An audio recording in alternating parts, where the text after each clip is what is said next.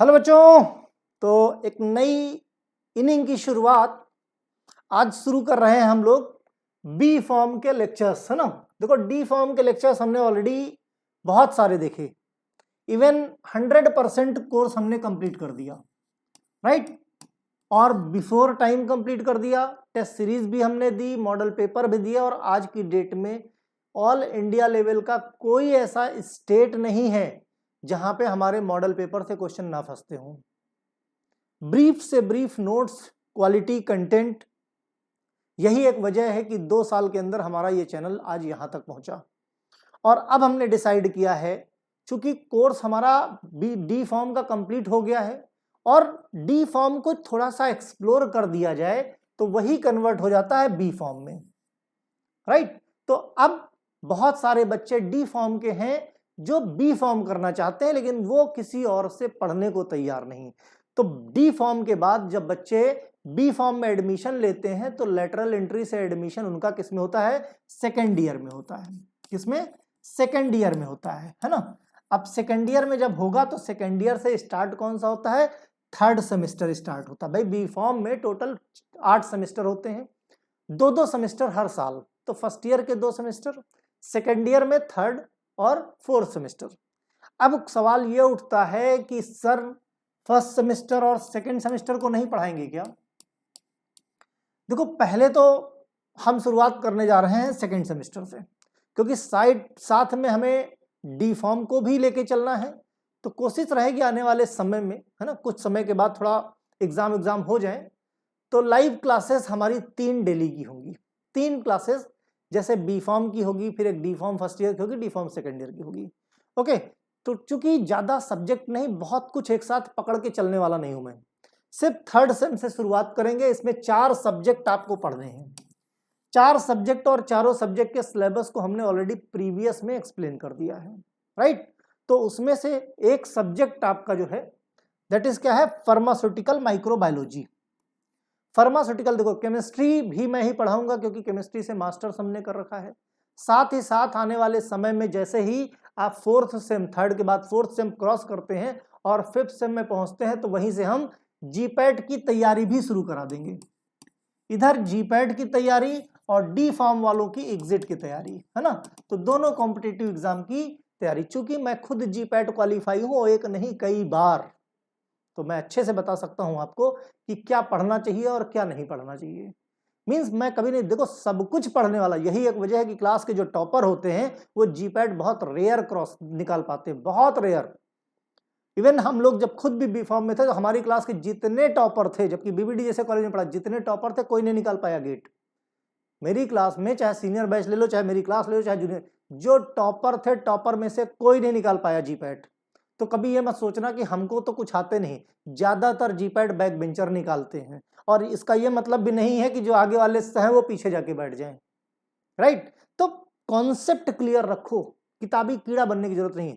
और मैं यहाँ पे आपको वही चीजें सिखाऊंगा, किताबी कीड़ा बिल्कुल नहीं बनाऊंगा, लेकिन हाँ कॉन्सेप्ट क्या होता है कि फार्मेसी, अभी तो ये भाई बी फॉर्म है, यही पढ़ते पढ़ते जीपैट भी क्वालिफाई करवाऊंगा और बी फॉर्म के बाद डीआई भी बनवाऊंगा, राइट। कोई बड़ी चीज नहीं है।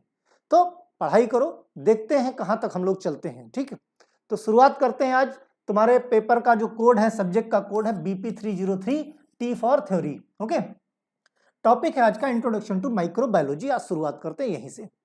तो चलो भाई, इंट्रोडक्शन, पहले सिलेबस देख लें पहली यूनिट का। देखो हमारा पढ़ाई करने का तरीका यही रहेगा, क्योंकि हमें मालूम है बच्चों को सिलेबस पता नहीं होता, और मेरी पहली स्ट्रेटजी यही है, आप सबसे पहले अपने सिलेबस को पहचानो।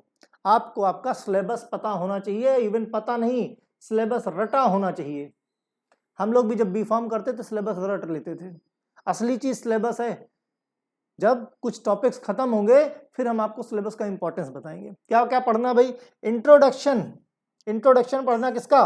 माइक्रोबायोलॉजी। माइक्रोबायोलॉजी की हिस्ट्री पढ़नी है आपको, ब्रांचेस कौन कौन सी हैं, स्कोप और उसका इंपॉर्टेंस क्या है, ठीक है। फिर उसके बाद इंट्रोडक्शन टू प्रोकैरियोट और यूकैरियोट्स की। आज हम लोग यहाँ पे पढ़ने वाले हैं, इस पोर्शन को कवर करेंगे, इंट्रोडक्शन और हिस्ट्री ऑफ माइक्रोबायोलॉजी। इस पोर्शन को आज हम कवर करने की कोशिश करेंगे बहुत अच्छे तरीके से, क्योंकि इससे क्वेश्चन आपके जीपैट में भी आता है। ये बिल्कुल गलत फहमी मत पालना। फर्स्ट सेमेस्टर से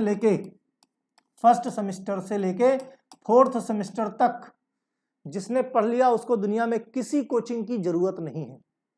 जिसने ये ग्रेस्प कर लिया, जिसने फर्स्ट सेमेस्टर से लेके 8th सेमेस्टर तक की पढ़ाई कर ली, उसको किसी जीपैट की कोचिंग की जरूरत नहीं है। और कोई ऐसा एग्जाम नहीं, इतना पढ़ लोगे ना, और ऐसा भी नहीं कि सारे सब्जेक्ट तो रटे नहीं जा सकते। कुछ 3 या 4 सब्जेक्ट बताऊंगा, खाली उन पे होल्ड ले लेना, आराम से निकल जाएगा। ठीक है, इवन 3 ही सब्जेक्ट बताऊंगा बाद में। चलो भाई शुरू करते हैं लेक्चर नंबर 1। आज इंट्रोडक्शन ऑफ माइक्रोबायोलॉजी की अगर हम शुरुआत में बात करें तो देखो, माइक्रो और बायोलॉजी 2 टर्म मिलकर बना है। एक है माइक्रो और दूसरा बायोलॉजी। ठीक, माइक्रो मतलब बहुत छोटा, नेग्लिजिबल, जिसको हम नेकेड आई से नहीं देख सकते, वो माइक्रो। राइट भाई, सिंपली देखो, माइक्रो ऐसे बनाते हो कि नहीं बनाते हो, मतलब 10⁻⁻6 अगर सिंपल बात की जाए, है ना, 10⁻⁻6। तो अगर किसी भी ऑर्गेनिज्म का ये साइज है या इस साइज में है तो क्या देख पाओगे? ये साइज तो फिर भी बहुत छोटा होगा, मैं कहता हूं नैनोमीटर में है। और छोटा देख पाओगे क्या? ये सब क्या है? माइक्रो ऑर्गेनिज्म है। मींस जिनको हम नेकेड आई से ना देख सके, ऐसी लाइफ, बायोलॉजी मतलब लाइफ, है ना, ऐसी लाइफ जिसको हम नेकेड आई से ना देख सकें, बहुत ही ज्यादा छोटा साइज का है, जिसको हम ऐसे नहीं देख सकते, उसी को हम बोलते हैं माइक्रो बायोलॉजी। मींस ऐसी लाइफ की स्टडी जो हम नेकेड आई से ना देख सके, बहुत माइक्रो साइज के हैं, उसी को तो माइक्रो बायोलॉजी बोलते हैं। तो कहने का मतलब, इसका मतलब यह है कि भाई माइक्रो बायोलॉजी कोई तब तक नहीं जान सकता जब तक माइक्रोस्कोप ना पता हो उसको, जब तक उसको माइक्रोस्कोप ना पता हो। ठीक है, और जब भी बात माइक्रोस्कोप की जाती है, हमारे सामने ये इमेज निकल के आती है कि नहीं? ये इमेज निकल के आती है कि भाई ये माइक्रोस्कोप है। अब सोच के देखो कि 16वीं 17वीं सदी में इसका अस्तित्व का था क्या? ये तो मॉडर्न है, आज की डेट का है, हाईली एडवांस है। राइट, तो माइक्रो अगर हम नेकेड आई से देख नहीं सकते, तो इसका मतलब कुछ ऐसी चीज चाहिए जिससे माइक्रो चीजों को हम देख सकें। और स्कोप मतलब देखना, है ना, माइक्रो मतलब छोटा। तो जिन चीजों से हम नेकेड छोटे से छोटी चीजों को देख सकते हैं, उसी को हम माइक्रोस्कोप बोलते हैं। राइट, तो इसका मतलब माइक्रोबायोलॉजी तब तक आप नहीं जान सकते जब तक आपको माइक्रोस्कोप के बारे में नहीं पता। इसका मतलब यह है कि सबसे पहले माइक्रोस्कोप का इन्वेंशन हुआ, पहले माइक्रोस्कोप आया, उसके बाद माइक्रोबायोलॉजी आई। फैक्ट है कि नहीं?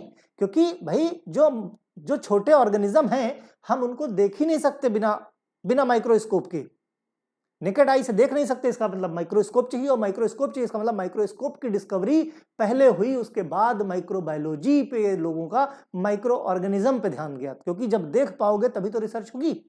राइट, ठीक है, ये बात हुई। तो माइक्रो ऑर्गेनिज्म मतलब माइक्रोब्स।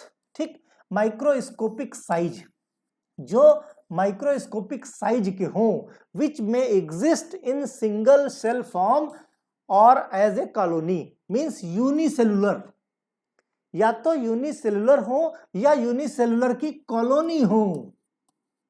ठीक, और मैं कहता हूं यूनिसेलुलर को भी नहीं देख सकते तुम, और यूनिसेलुलर की जब कॉलोनी बन जाती है तो भी नेकेड आई से नहीं दिखती। बराबर, तो ये सब क्या है, किसमें, कैसे हमको पता चलेगा? हमको पता चलेगा माइक्रोस्कोप से। और माइक्रोस्कोप के जन्मदाता कौन है? ये देखो, Antony van Leeuwenhoek, Antony van Leeuwenhoek. और ध्यान से देखो, जब हमने हमेशा जब पढ़ा है, इवन हम लोग भी जब पढ़ते थे कि भाई माइक्रोस्कोप तो एंटोनी वॉन लीवेनहॉक ने डिस्कवर किया था, है ना, तो उन्होंने बनाया था, तो हम लोग इमेज जो है यही निकल के आती थी कि ये माइक्रोस्कोप उनका बनाया है। लेकिन फैक्ट क्या है? फैक्ट ये है कि ये देखो इनका माइक्रोस्कोप, इस तरीके का ये माइक्रोस्कोप है, जिसका ये देखो, ये ऐसा माइक्रोस्कोप इन्होंने बनाया था। सोच के देखो, जिसमें यहां पे लेंस लगता था, यहाँ पे सैंपल, जिस सैंपल को आपको देखना है वो सैंपल, और ये फोकस के लिए इसको स्क्रू टाइट ढीला करके उसको जूम या फॉर किया जाता था।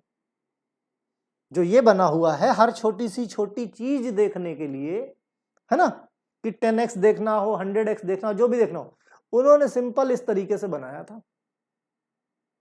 क्योंकि जब हम आपकी एज में थे, हम पढ़ते थे, तो हमारे दिमाग में भी यही आता था, माइक्रोस्कोप मतलब ये तो दिमाग में ही नहीं था कभी, राइट। तो ये एंटोनी वॉन लीवेनहॉक हैं जिन्होंने इस तरह का माइक्रोस्कोप बनाया था और इससे इन्होंने रिसर्च करी थी।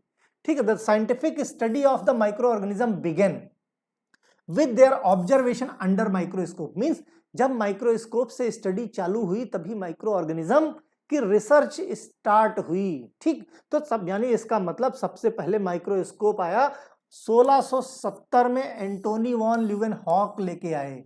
मींस इन्होंने इसकी डिस्कवरी करी। ठीक, इन सब के पीडीएफ वगैरह सब आपको एप्लीकेशन पे अवेलेबल हो जाएंगे। एप्लीकेशन कौन सा? AB केमिस्ट्री क्लासेस, जो कहाँ मिलेगा? प्ले स्टोर में। मेरे ख्याल से बहुत सारे बच्चे यूज टू हैं, जानते होंगे। ओके, ठीक है भाई, चलो। कब आया? 16वीं शताब्दी में आया ना। फिर 1850 में, हाँ ओके। अच्छा, एक चीज बताओ, एंटोनी वॉन लीवेनहॉक ने क्या किया? माइक्रोस्कोप बनाया, और जाहिर सी बात है माइक्रोस्कोप बना के किसी को तो नहीं दे दिया। पॉइंट समझना बहुत जरूरी है ना। मैं हमेशा आपको इस एंगल से पढ़ाऊंगा कि दुनिया का कोई भी एग्जाम अगर आपको बीट करना है तो ये चीजें जरूरी है। मैं टाइम टू टाइम आपको ये चीजें एक्सप्लेन करता रहूंगा। ठीक, खैर छोड़ो, समझो बात को, कि अगर ये एंटोनी वॉन लीवेनहॉक हैं, इन्होंने माइक्रोस्कोप बनाया तो किसी और के लिए बनाया क्या? कि ये लो भाई माइक्रोस्कोप और शुरू करो। इन्होंने खुद ही इस माइक्रोस्कोप को बनाया और खुद ही इससे रिसर्च की होगी। इसका मतलब सबसे पहले माइक्रो ऑर्गेनिज्म इन्होंने सर्च किए होंगे।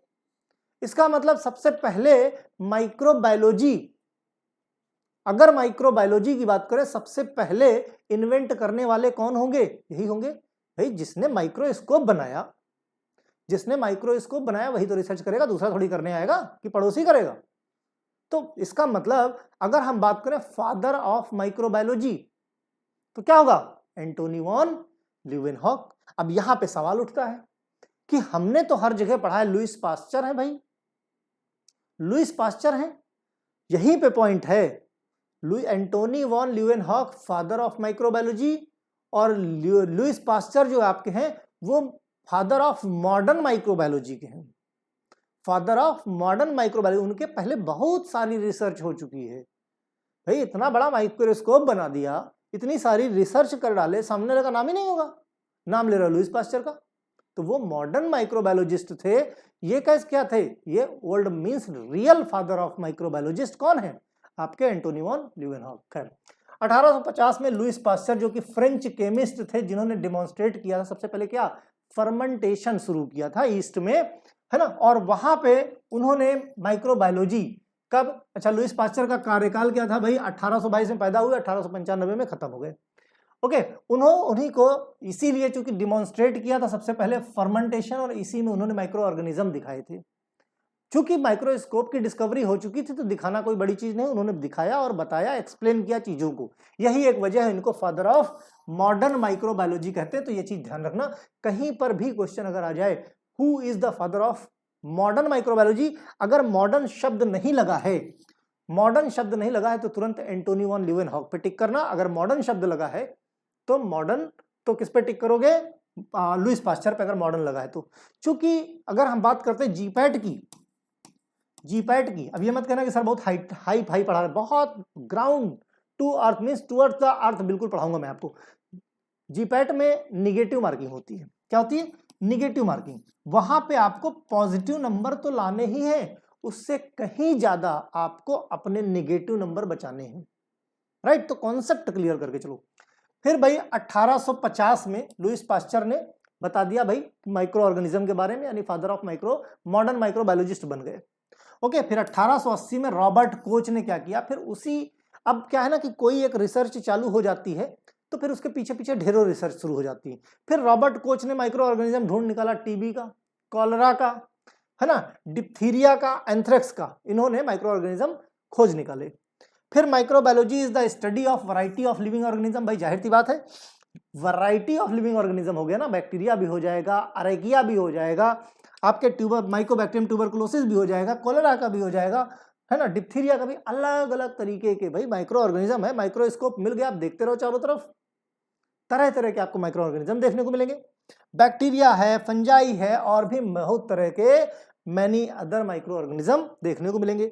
These micro organism may seen only by the magnifying there image with microscope, means naked eye से हम देख नहीं सकते।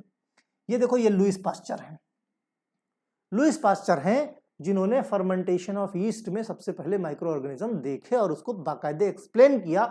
यही मींस डिटेल में एक्सप्लेन किया। कहते हैं ना कि कोई चीज जैसे पहली बार, किसी चीज को आप पहली बार जब पढ़ते हो तो बहुत ज्यादा डीप नॉलेज नहीं होता, लेकिन उसी चीज को बार बार पढ़ते हो तो आपके कॉन्सेप्ट क्लियर हो जाते हैं। बहुत सारे ऐसे फैक्ट हैं जो आपको नहीं पहली बार में पता चलते, दोबारा तिबारा पढ़ते हो तो हर चीज पे गौर करते हो। यही वजह एंटोनी वॉन ल्यूवेनहॉक ने बहुत काम किया। लिटरली सबसे पहले पहली बार जब कोई आइडिया ना हो, माइक्रोस्कोप बनाना, उस माइक्रोस्कोप से माइक्रो ऑर्गेनिज्म को देखना बड़ी बात है। बाद में इन्होंने भी बहुत बड़ा काम किया, ऐसा नहीं है ना, इसीलिए मॉडर्न माइक्रोबायोलॉजिस्ट कहे जाते हैं। फिर बात करते हैं माइक्रो ऑर्गेनिज्म अफेक्ट। अब माइक्रो ऑर्गेनिज्म जो है हमारे इन्वायरमेंट को, हमारी फूड इंडस्ट्री को, हमारी मेडिसिनल इंडस्ट्री को, ह्यूमन हेल्थ को, एनिमल्स को, बर्ड्स को, हर चीज को, मींस जितनी भी हेल्थ केयर इंडस्ट्री है हर चीज को अफेक्ट करता है। ठीक है, there are the many different area of the microbiology including, जैसे इन्वायरमेंट हो गया, वेटनरी हो गया, फूड हो गया, फार्मास्यूटिकल हो गया, मेडिकल माइक्रोबायोलॉजी हो गई, which is the most prominent, है ना। तो ये चीजों को हम फिर से आगे और एक्सप्लोर करके देखेंगे जब हम स्कोप की बात करेंगे। Okay, because the micro organism include most unicellular organism. देखो 3 डोमेन में बांटा गया है, 3 डोमेन में, जिसमें शुरुआत के जो 2 डोमेन हैं आउट ऑफ 3, जो 2 डोमेन है उसमें एक डोमेन में आपका अरेकिया आ जाता है, दूसरे डोमेन में आपका बैक्टीरिया आ जाता है।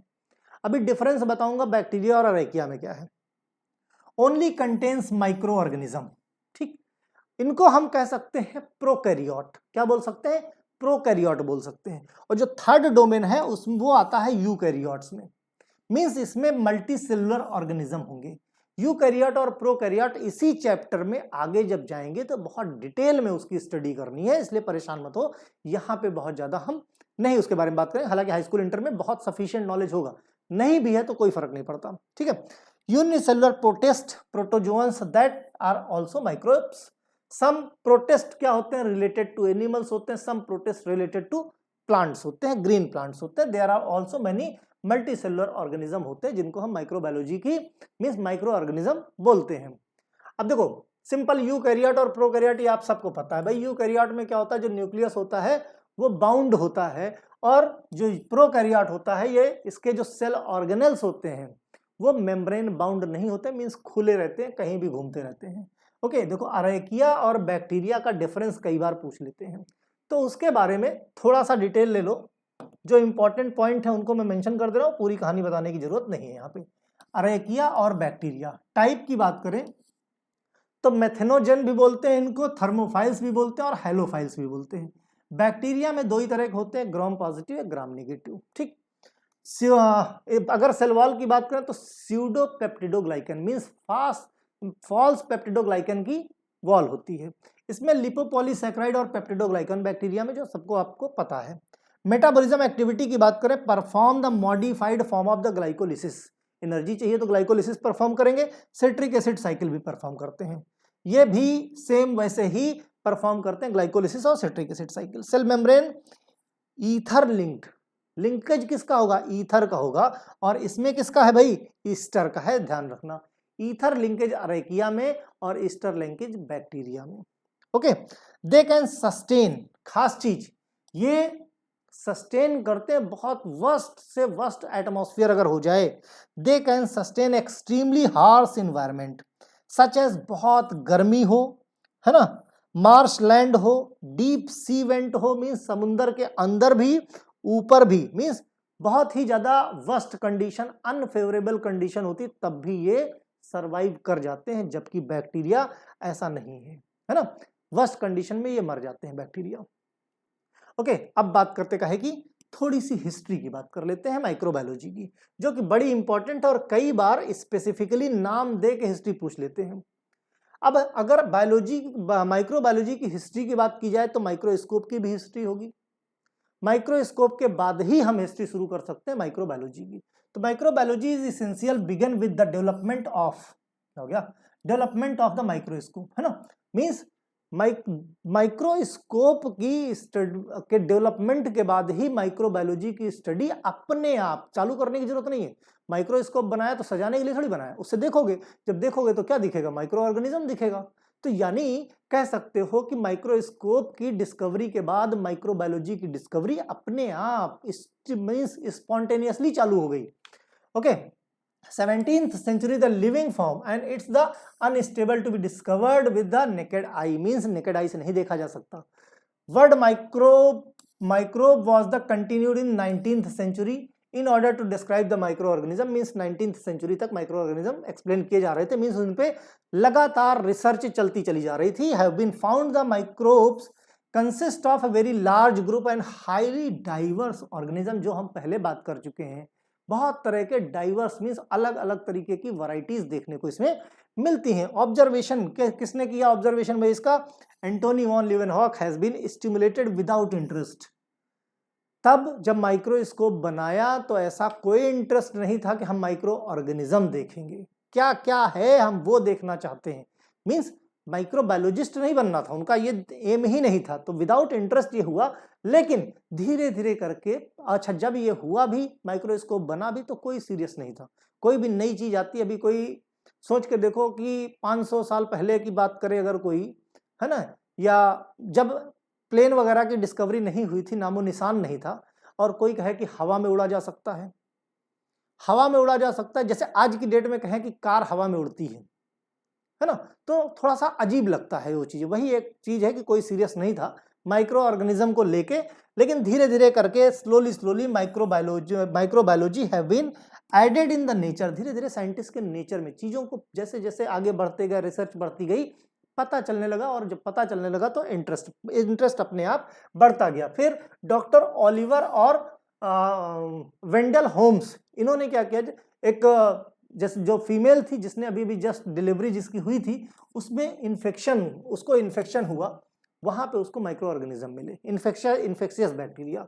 उसके बाद डॉक्टर सेम लेविस है, इन्होंने लिंक किया माइक्रो ऑर्गेनिज्म को, क्योंकि इन्होंने क्या किया था कि infection with the physician who does not wash their hand, means जो है अगर फिजिशियन ने हैंड वॉश नहीं किया है और वो सर्जरी करने जाता है या कुछ काम ऐसा करने जाता है जिसकी वजह से इन्फेक्शन फैल सकता है। फिर जोसेफ लिस्टर की बात करें, introduce the aseptic technique including both hand washing. Aseptic technique को इन्होंने इंट्रोड्यूस किया। स्टरलाइजेशन कैसे करते हैं और हैंड वॉश कैसे करते हैं, मींस हाथों को स्टरलाइज करना और इंस्ट्रूमेंट स्टरलाइज करना, जोसेफ लिस्टर ने। मींस अब जब स्टडी शुरू हो गई, लोगों को पता चल गया माइक्रो ऑर्गेनिज्म के बारे में, तो उससे रिलेटेड डिटेल भी सामने आने लगी, लोगों ने इंटरेस्ट लेने लगा, और उसके कह सकते हो उसी रास्ते पे आगे रिसर्च कंटिन्यू शुरू हो गई। ओके, 1995 की बात करें, देखो जब भी बात हिस्ट्री की आती बहुत इंटरेस्टिंग नहीं होता है, क्योंकि डेट और क्या क्या हो रहा है, बराबर, तो 2-3 बार पढ़ना, चीजें समझ में आ जाएंगी, रटने की जरूरत है नहीं, सिर्फ समझ लोगे अपने आप, क्योंकि क्वेश्चन बनता है इसलिए जरूरी है। धीरे धीरे करके फर्स्ट माइक्रोबियल जीनोम का जो सीक्वेंस होता है वो भी लोगों ने बनाया और देखा, और उसको भी पब्लिश कर दिया। Diverse group of the organism include, जैसे कौन कौन से, जैसे एल्गी हो गए, आपके अरेकी हो गए, बैक्टीरिया हो गया, साइनोबैक्टीरिया हो गया, फंजाई हो गया, प्रोटोजोन्स हो गए, है ना, ये सब क्या है, माइक्रो ऑर्गेनिज्म है, अलग अलग ग्रुप के। बहुत सारे माइक्रो ऑर्गेनिज्म ऐसे होते जो हार्मफुल नहीं होते और कुछ होते जो हार्मफुल होते हैं। मींस 99% कह सकते हो माइक्रो ऑर्गेनिज्म जैसे साइनोबैक्टीरिया वगैरह ये सब हार्मलेस है, मींस किसी तरह से कोई नुकसान खास इनसे नहीं होता है। लेकिन कुछ 1% ऐसे भी हैं जो नुकसानदायक होते हैं, जिनको हम पैथोजन बोलते हैं। क्या बोलते हैं जिनको पैथोजन बोलते हैं। ओके, फिर बात करते हैं हिस्ट्री में ही चलते हैं, माइक्रोबायोलॉजी की हिस्ट्री में। तो माइक्रोबायोलॉजी की अगर हिस्ट्री की बात की जाए तो 4 एरा हैं, जिसमें पहला है डिस्कवरी एरा, दूसरा है ट्रांजिशन एरा, तीसरा है गोल्डन एरा, और फिर लास्ट है आज का एरा यानी मॉडर्न एरा। ब्रीफ में बात करते हैं।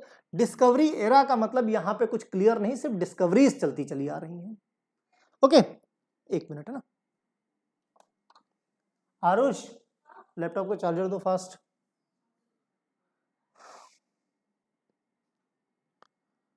जस्ट सेकेंड है ना।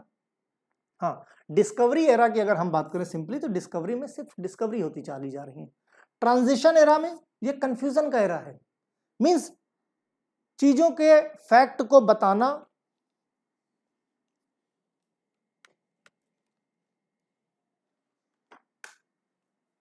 है ना। तो डिस्कवरी एरा में सब चीजों की डिस्कवरी होती चली जा रही। भाई जब डिस्कवरी होगी तो कंफ्यूजन होगा। ट्रांजिशन में बहुत सारी थ्योरीज हैं जो बनाई गई, बहुत सारी थ्योरीज ऐसी बनाई गई जिन्होंने एक दूसरे को चैलेंज किया। बाद में आया गोल्डन एरा, इसका सबसे ज्यादा डेवलपमेंट का एरा, और लास्ट में आ गया आज का अपना जो करंट में है मॉडर्न एरा। आज हम लोग बताए ना, बहुत लंबे लेक्चर्स की कोशिश नहीं करेंगे, शॉर्ट में समझ लें, क्योंकि लंबे में आप भी बोर हो जाओगे, हम भी बोर हो जाएंगे। तो डिस्कवरी ऑफ एरा, चूंकि अभी सेशन चालू नहीं हुए हैं कहीं के, है ना, तो हम लोग सोचे जब तक सेशन चालू होंगे काफी कुछ कोर्स कवर कर लेंगे। ये हमारे लिए बाद में जब हम प्रैक्टिस सेट आपको करवाएंगे, एक मींस जैसे एग्जाम से रिलेटेड मॉडर्न पेपर्स वगैरह करवाएंगे, वहां पे ये बेनिफिशियल होगा। तो शुरू करते हैं हम कहाँ से, डिस्कवरी एरा से। जब भी बात डिस्कवरी एरा की बात करते हैं, हमने कहा यहाँ पे सब की सब क्या हो रही है, रिसर्च वर्क होता रहा। इसमें सबसे पहला जो नाम आता है वो आता है अरिस्टोटल का। अरिस्टोटल ये है भाई मिस्टर अरिस्टोटल, बड़े अच्छे अच्छे काम किए हैं। और इन्होंने क्या किया था कि ये स्पॉन्टेनियस जनरेशन को, मींस जो लाइफ है, लाइफ है वो कहां से आई, जो लाइफ है वो आई है नॉन लिविंग से, नॉन लिविंग थिंग से आई। मींस लाइफ के लिए, लाइफ की जनरेशन के लिए लिविंग थिंग्स की जरूरत नहीं है, नॉन लिविंग से लाइफ आई, ऐसा। इसीलिए हम डिस्कवरी एरा को स्पॉन्टेनियस एरा भी बोलते हैं। स्पॉन्टेनियस एरा, स्पॉन्टेनियस एरा मतलब लाइफ अपने आप जनरेट हो गई। स्पॉन्टेनियस एरा का ही दूसरा नाम कह सकते हो ए बायोजेनेसिस, ए बायोजेनेसिस कह सकते हो, है ना। तो स्पॉन्टेनियस एरा अरिस्टोटल ने प्रपोज किया था, spontaneous era A biogenesis theory. He stated that living organism could developed from non living materials, means non living material से लाइफ जनरेट हो सकती है। मींस कोई भी नॉन लिविंग थिंग है जिनमें लाइफ नहीं है, वो भी नेक्स्ट लाइफ को जनरेशन कर सकती है। इसी को बोलते हैं स्पॉन्टेनियस एरा। भाई जो हमारा डिस्कवरी एरा है, इसमें डिस्कवरी की गई कि स्पॉन्टेनियस जनरेशन होती है, मींस अपने आप लाइफ जनरेट हो जाती है, ऐसा अरिस्टोटल ने किया था। इसी के साथ रॉबर्ट बेकन ने भी 13th सेंचुरी में डिस्क्राइब किया, disease is caused by the minute seed. जो छोटे छोटे सीड होते हैं या छोटे छोटे जर्म्स होते हैं, है ना, वो डिजीज कॉज कर सकते हैं, मींस कॉज्ड हुई, मींस ये भी स्पॉन्टेनियस एरा के बहुत बड़े सपोर्टर थे। फिर बात करते हैं रॉबर्ट हुक की। रॉबर्ट हुक ये आए जिन्होंने सेल के बारे में बताया था, अगर याद हो तो। He was the 17th century English scientist, अंग्रेज साइंटिस्ट थे, और सबसे पहली बार लेंस से ऑब्जर्व किया था स्मॉलेस्ट यूनिट ऑफ टिश्यू, जिसको हम बोलते हैं सेल, है ना, जिसको बोलते हैं सेल। अगर याद हो तो रॉबर्ट हुक को ही सेल का जनक कहा जाता है। सून आफ्टर डच बायोलॉजिस्ट, इनके सेल डिस्कवर करने के बाद डच के बायोलॉजिस्ट थे एंटोनी वॉन ल्यूवेनहॉक, जिन्होंने ऑब्जर्व किया था एनीमैक्यूल्स होममेड प्रोडक्ट में, जो अपने माइक्रोस्कोप से इन्होंने डिस्कवर किया था, उसी का नाम दिया था। जो पहला माइक्रो ऑर्गेनिज्म था, भाई अब उनको ये थोड़ी मालूम है कि ये बैक्टीरिया है कि एल्गी है कि फंगस है कि अरेकिया है कि क्या है, उनको ये नहीं मालूम था। उनको ये मालूम था कि वो भाई लाइफ है उसमें, और उस लाइफ का नाम उन्होंने क्या दिया, एनीमैक्यूल्स। जैसे मॉलिक्यूल होते हैं वैसे उन्होंने नाम दिया एनीमैक्यूल्स, राइट। फिर भाई एंटोनी वॉन ल्यूवेनहॉक ने 1632 से 1723 के बीच में, मींस इनकी लाइफ इतनी रही है, okay. He is known as the father of the microbiology, made the magnifying glass. Father of microbiology कहा जाता है। ये हम क्यों कहा जाता है इसकी बात हम पहले भी कर चुके हैं आपसे। ठीक, कैसे कहा, क्यों कहा जाता है? मैग्नीफाइंग, इन्होंने जो लेंस बनाया था उसको 42 से लेके 270x यानी 42 to 270x मैग्नीफाइंग किया जा सकता था।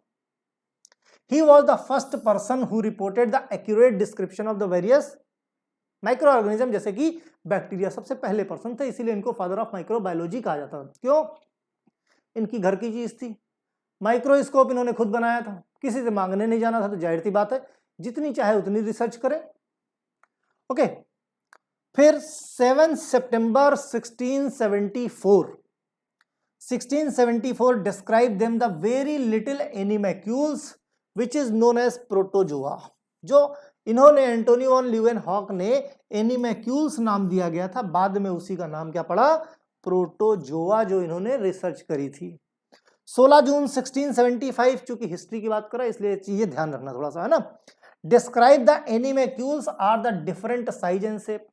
धीरे धीरे करके और रिसर्च आगे बढ़ी तो पता चला कि जो एंटोनी वॉन ल्यूवेनहॉक ने एनिमैक्यूल्स बनाए थे, मींस जो डिस्कवर किया था, उनका साइज है, शेप है और मोटिलिटी उनकी क्या है? अलग अलग थी।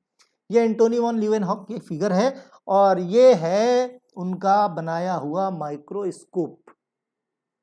ओके, फिर दूसरी बात करते हैं ट्रांजिशन एरा की। अब रिसर्च वर्क हो गया, ट्रांजिशन एरा में जो चीजें रिसर्च की गई हैं, लोग अपनी अपनी थ्योरी देना शुरू कर दिए।